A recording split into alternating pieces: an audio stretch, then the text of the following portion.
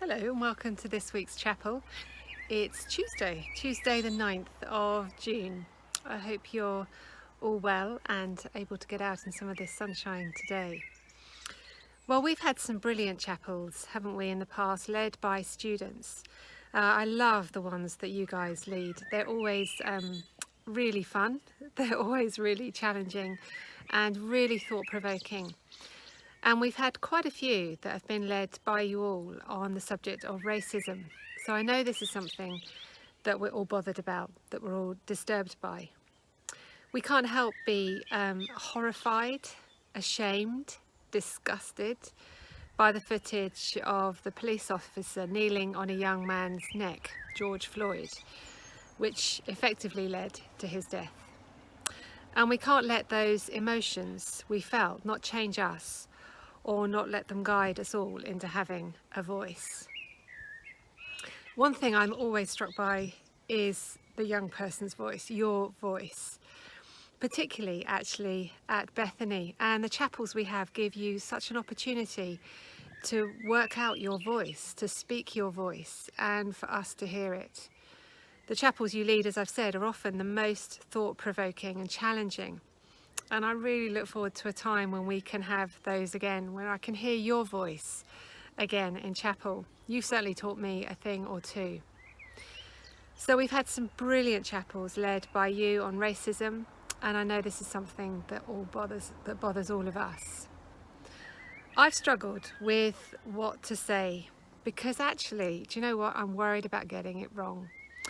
And then I saw a quote the other day that said this: "White people and non-black people of colour, we would rather you show up imperfectly than to not show up at all." So let me say that again. White people and non-black people of colour, we would rather you show up imperfectly than to not show up at all. Well, as well as, of course, of the amazing Dr. Martin Luther King being an example, another person among the many who's taught me a thing or two is Archbishop Desmond Tutu, who, not only being a very amusing man, also says the most incredible things, challenging things. Archbishop Tutu is an African bishop who stood up against apartheid in often the most frightening situations. He was the Bishop of Cape Town. I always love listening to him speak, often to interviews, and he'd certainly be someone I'd really want to spend some time with listening to. I've learned actually so much from him. And here are a few of the things that he said. He said this: "I'm not interested in picking up crumbs of compassion thrown from a table of someone who considers himself my master. I want a full menu of rights." Interesting. He also said this: "Children are a wonderful gift.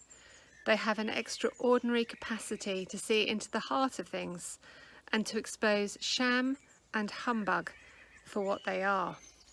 Yeah, you do. Incredible. And God's dream is that you and I and all of us will realise that we are family, that we're made for togetherness, for goodness, and for compassion. Amazing things he said. He's right, isn't he? And perhaps my favourite: "I wish I could shut up, but I can't, and I won't." Well, thank you to all you young people who stand up for what you know is right, who speak into situations that need your passionate voice. And I think Bethany is particularly good at giving you a voice. Please speak up against what you see is wrong and challenging us adults to do the same. Jesus said this: "Truly I tell you, unless you change and become like children, you will never enter the kingdom of heaven."